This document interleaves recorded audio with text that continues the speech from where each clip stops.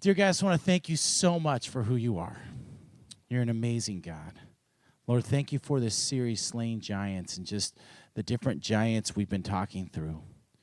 Lord, may these students go home today learning more about who you are, how you work in their lives, and what they can start doing to slay our giant today. We love you in your name. Amen.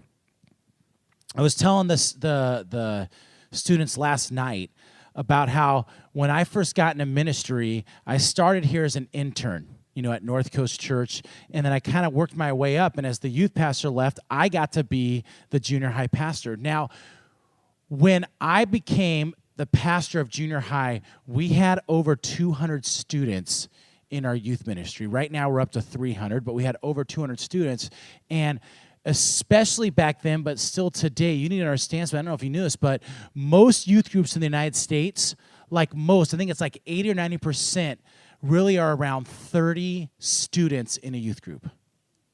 To give you context, at 200 students, 300 students, there is probably at 200 students, youth groups of 200 or more, there might be 40 to maybe 100 youth groups in the United States that have over 200 students in them. And then when you talk about over 300, you're talking about maybe that number goes down to 20, maybe to 40 in the whole United States. There's not very many youth ministries as big. And here I jump into a youth ministry, and God gave me this ability to come in. And I remember when I came in, a lot of my self-worth was on size because that's just, hey, I grew up in a larger youth ministry. And so there was a time in my life where I was like, oh my goodness, look how much God has blessed me and how amazing things are going. Look how God's doing. And I used to think I was a good youth pastor. And I would go around and I was trying to have humility with it, but still it would creep in that, hey, look at what God has given me.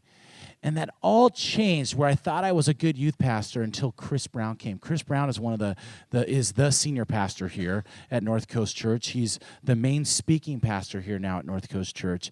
And when Chris Brown came, I had been working in ministry, 5, 6, 7 years, and then Chris Brown shows up. Now, the reason why Chris Brown is so pivotal is God has given Chris Brown gifts.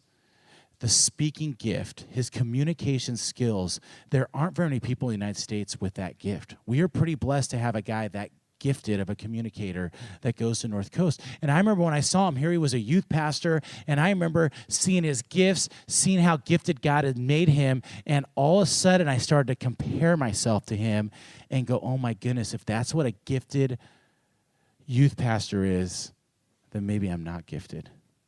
And here at First in Ministry, I was excited thinking, hey, I know what I'm doing. And I started comparing myself, and all of a sudden I felt not worthy. Sometimes even contemplated am I not even supposed to be at North Coast Church? Because if that's what a real youth pastor is, oh my goodness, I don't measure up. And the reason I'm sharing that with you today is we're going to be talking about our third giant. You see, our third giant is called Christy Comparison. Christy Comparison. And it is a giant that what they're saying is in our lives, sometimes, and I won't say sometimes, a lot of the times, we can feel like life's going good until we start looking around at other people. Until you start looking around and going, oh, but look at Chris Brown, or look at some of the other youth pastors. You know how many amazing youth pastors we have at North Coast Church? I could name off so many that I'm like, man, they are gifted. And if I compare myself to them, it starts to make me look like maybe I'm not good enough. And I know I'm not the only one that does that. I'm not the only one that struggles with Christy Comparison. I am willing to bet that every single one in this room, you struggle a little bit where you think things are going good until you look at someone else. Until you look at someone else's life, or you look at the things they have, and then sometimes you can start to compare and feel like, okay, maybe I'm not. And how do I know we all struggle with this? Well, it's found in a book in 1 John chapter 2. See, in 1 John chapter 2, I love 1 John. John, he's one of the Apostle Paul's. He wrote one of the Gospels, and he shares in a verse, and you don't have to go there because we're going to go to the next one in a little while, but he shares in 1 John 2, 15, 16, he says, do not love the world or anything in the world. If anyone loves the world, the love of the Father is not in them. Well, that's a big deal. I used to think, I can't love the world, but I love my wife. She's in the world. I love food. That's in the world. But that's not what he was talking about. He says, no. He pretty much was saying, for everything in the world, and he lists 3 things.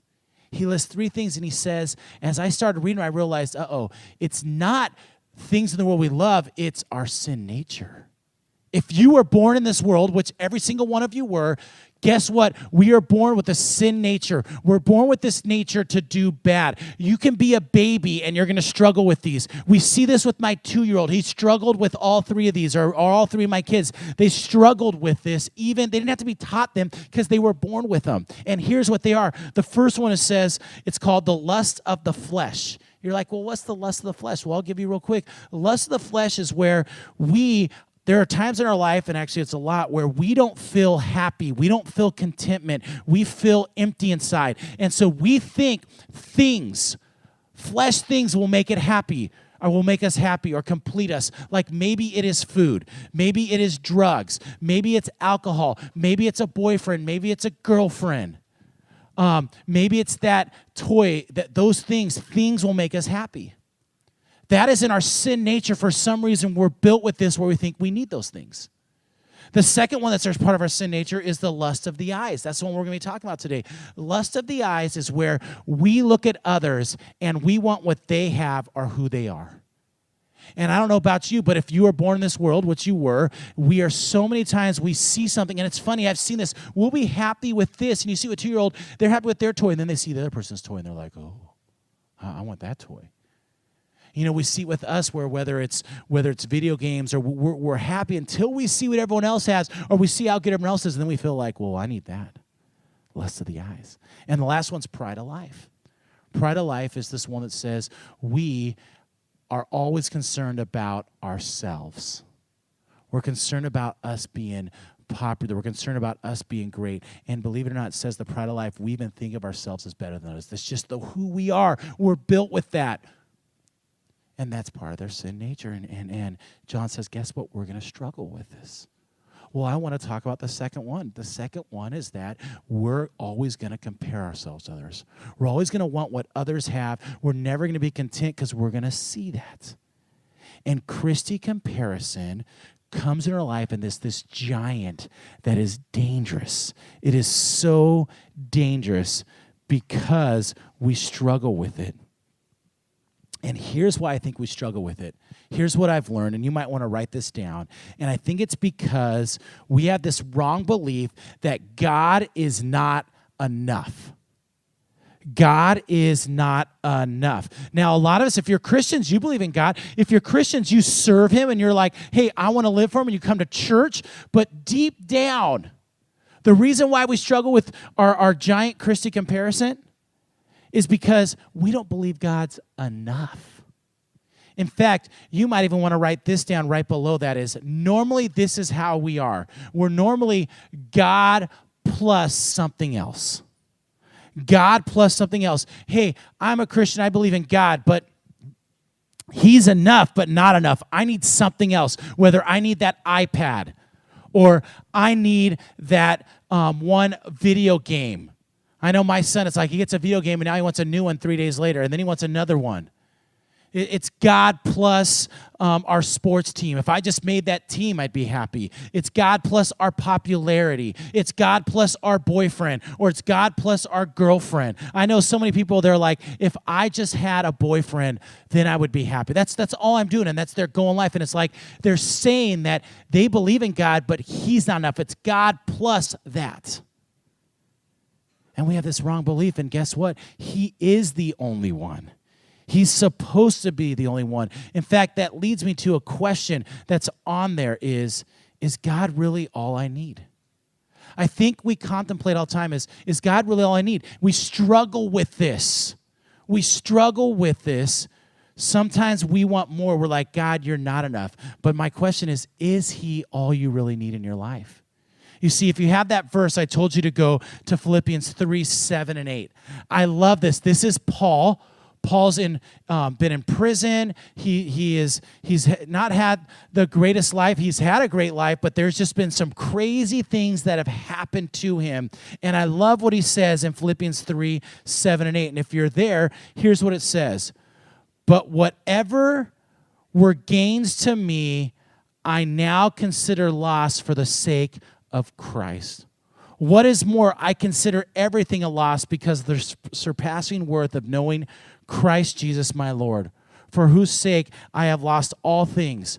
I consider them garbage that I may gain Christ. He is saying, no matter what I have, it's garbage compared to Christ. I don't need any of that. He is all I need. You can take everything away, and He is all I need. Is God really all I need? Is He really all I need? I remember I was talking to Taylor. We love bacon. We love bacon. I don't know if you guys are bacon people, but we love bacon, and bacon makes everything better. I mean, I don't know if you know this, but you can eat bacon with chocolate, and it is amazing. You're like, no way. And I'm like, yes. You can put bacon on ice cream, and it is amazing. I don't know how it works, but it is amazing. So we love this bacon and all this stuff, and he was telling me he ordered this amazing burrito, and I think it was at El Luchador or whatever it's called. The new restaurant just came out, and he was so excited, and it was extra to add bacon. He's like, I need to add it. I need to add it. And he said that he added it, and it actually tasted worse. And I'm like, there's no way. And he's like, yes. And the point was, sometimes we think we need more, but it actually makes it worse. It actually makes it worse. And he said it actually made the burrito worse. And you're like, there's no way. Bacon makes everything better. That's what I think. And he's like, no. And I think that's with life is we think we need more. And God's like, I am enough. Let me tell you why Christy Comparison can be so dangerous in your life. Why this giant is so dangerous. The first thing is this, is it's on your note sheet, is it's a trap. The reason comparison is a trap. It's a trap. It traps you because you think having what other people have, you think if I could just be like them, I would be happy. If I could just have that, I would feel so much better, but it's a trap. It's a trap. It robs you of your peace. It robs you of your joy. It robs you of your contentment because here is the problem with comparison. The minute you achieve that, there's always someone else. There's always something else in our life. And so what happens is we're like, if I just had that, I'd be happy. And all of a sudden you achieve that and you're like, oh, I'm still not happy. Okay, but if I just had that, it's a trap. In my growth group, I had a couple in my growth group. They were really close friends, and he had a wife, and we were really close with them. And I started seeing her struggle with this contentment and this trap of comparison. You see, she saw the other wives, and they all had bigger wedding rings than her. And see, when they got married really young, so her husband didn't have the money to get this really expensive one. And he always said, hey, when I have the money, I'll get you a nicer one. So she's like, everyone else has these big rings. If I just had a cool big diamond. And so he would hear that, and that would come up a lot. And she was comparing herself to everyone. So he's like, saved up. He saved it, and he got her the ring. And she was stoked. She would brag to her. In fact, hers was bigger than everyone's. And she would brag about it. She's like, this is amazing. And then it's weird. She would hang out at her friends' houses, and a lot of them had some big houses. And she started to go, man, I would just be happy if I had a bigger house like theirs. And he's like, well, I don't have a lot of money. So he was trying to figure out. So guess what? He decided to go and build her a house. He's like, I think I could build one. And he built her a house. He sold their house. He built her a house.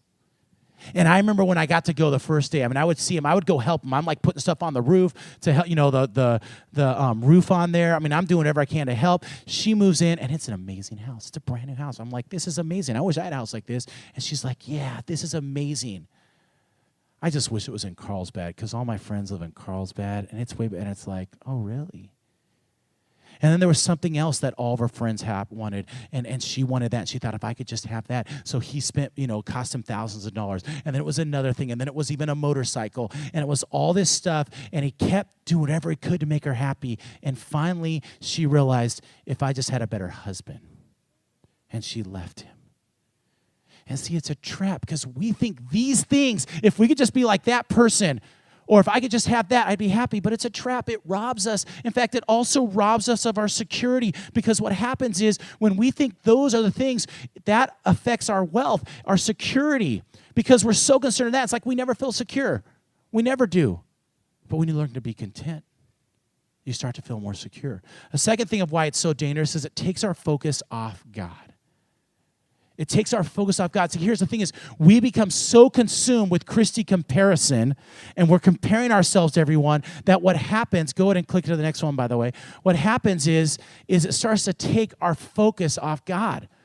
Instead of us being concerned about, God, how can I live for you? God, when I'm going through a hard time, I run to God. Instead of God being the center of my life, that when everything is going on in my life, because here's the thing, I'm still going to go through hard times in our lives. There are times where we're not always going to feel complete, and we can run to God. But when we're comparing, we don't run to God anymore. We go, well, if I just had that, so we work our hardest to get that. We work our hardest to achieve that. There's a slogan that's in schools and on Disney and all these TV shows, and it sounds pretty awesome. It's pretty amazing. You probably heard it before. It's believe in yourself. Believe in yourself. Have you guys heard that before? You can do it. Believe in yourself. If you believe in yourself, you can do anything. It's a bunch of crap. You can't do anything. Yeah, there's things you can do because maybe it causes you to work harder. And yeah, you can achieve stuff. But here's the problem is we can only achieve things with God, because he's all we really need. We can't on our own. But when we try to do it on our own, we take our focus off God. And there are people, this is crazy, there are people in life who have tried to achieve that on their own, and they don't feel happy because they've taken their focus off God. Tom Brady, I don't know if you guys know Tom Brady. He is considered the greatest quarterback ever. He has won multiple Super Bowls, and if he wins today, he's going to another one. And this guy's amazing. And there was an interview where he had just won a Super Bowl. He's already this great guy. Everyone knows about him. And he goes in to get interviewed. And they're like, how do you feel after winning another Super Bowl? And here's what he says. He says, there's got to be more. You're like, that doesn't sound like... The answer should have been like, dude, I feel amazing. This is the top of the world. I feel like I can do anything. He goes, there has to be more. Why would he say that? Because he's realizing, guess what? That still does not make me happy. I just won all these Super Bowls. I'm doing all this stuff, but how come that doesn't make me happy? Because it won't fill you up. So when they say, all you need is you can do it, believe in yourself, it's like, no, because it won't fill you up. It won't make you content. Not if we take our eyes off God. He's the only one. And the third reason why it's so dangerous is it'll eventually kill you. Comparison will kill you. It will rob you. It'll destroy you. It'll destroy your relationship with God, that you will walk away from him, and he'll end up killing you. And maybe not a physical death, but a spiritual death.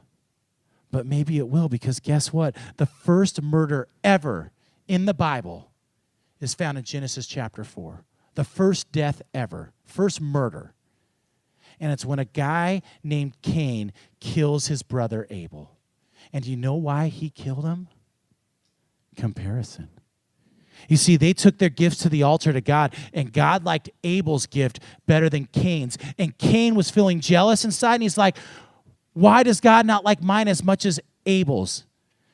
And because he compared himself, he killed Abel. Comparison is so dangerous, it can actually eventually end up killing us. It's so dangerous. This Christy Comparison pops in, and let's just take a breath for a second. I am willing to bet that you've all done this several times in your life. Listen, I compare myself to people all the time. I wish I was above that. I wish I was better than that. So how do we slay Christy Comparison? How do we slay her? How do we make sure she doesn't pop up again? How do we slay this giant? Well, I want you to know something. It's not easy. In fact, this is one of those ones that it takes time. It takes time. It's a journey, because I'm going to give you 3 steps, but I can't give you 3 magic steps. Do these 3 things, and Christy Comparison will never come back again. No. Guys, I've worked on these in my life, and still Christy Comparison rears her ugly head. And she comes in my life, and I'm like, God, but what has been neat is these 3 things I'm going to give you real quick. They have helped me learn how to combat them. Because see, here's the thing is, God is not looking for perfection in our life. He wants us just to serve him. So how do we slay Christy Comparison? First thing is this: if you want to slay Christy Comparison, is you have to realize, and this is hard, is God is enough. When you're looking at someone, you're comparing yourself to them or comparing what they have, you have to say, God, I know you're enough. I'm struggling with this, but I know you're enough. I know you're enough. You have to keep telling yourself that, because what happens is we think we need that. We need stuff plus God, and we have to continue ourselves, God, I know you're enough. God, I'm struggling with that right now. Here's what's crazy. God doesn't care if you're struggling with it, but I don't know if you caught what I just said. The fact is, I'm going to God. God, I know you're enough. I'm struggling with this. And he's like, we're on the right track. Because I know you're going to struggle with it. It's your sin nature. But don't worry, me and you together, we can do this. You can't do it alone, but with me, we can do it. And the secret is, when you're running to him, you don't take your eyes off him. Realize that God is enough. He's all you need. There's a whole section. It's something I've used before. It's Jesus in John chapter 4, where he meets the Samaritan woman on the well. And he asks her for a drink of water.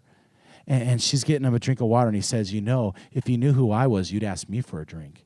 And she's like, that doesn't make sense. Like, you don't have a bucket. A well, you have to put water down this large well. You have to bring it back up. You don't have a bucket. You don't have a rope. How would you get this water? And he's like, well, I would give you living water, and you would never be thirsty again. And she's like, how? And he's like, you just have to trust on me. And I love this story because he starts revealing that this girl had several husbands, but they weren't good enough, so she would cheat on that one and get another, then cheat on that one and cheat on that one, and now she wasn't married anymore, but she was living with someone. And you could see a pattern in her life that things weren't enough. If she could just have that, she would be happy. And he says, I'm the only one that can make you happy. See, God designed us with a hole in our heart, designed us with a hole where something needs to fill it. And our lives, you see that. Rich people, poor people, famous people, non-famous people, we're all trying to fill that with something, and we're not happy. And God's, guess what? It's because it's not the right shape. I'm the only one that can fill that void. And if you were to rely on me, I would give you living water where you'll never be thirsty again. You'll never hunger for something. You'll never be hurt because I'm enough. If you want to slay Christy Comparison, you have to realize God is enough. Second thing is this: you have to realize that God created you for a purpose. Ephesians 1:4, it says this: for he chose us in him before the creation of the world to be holy and blameless in his sight. He chose us. You were created with a purpose. You can go back to Psalms where it says that he knit you in your mother's womb. He knows everything about you. He created you with a purpose. Listen, if you want to combat and slay Christy Comparison, realize he made you with a purpose. You have a God who created a purpose. Do you know how many people ask that question? Why am I here? Why am I here? I hear it all the time because they're trying to fill this void and they don't know why. So you know what's funny? This is what's crazy. There are people out there that are atheists.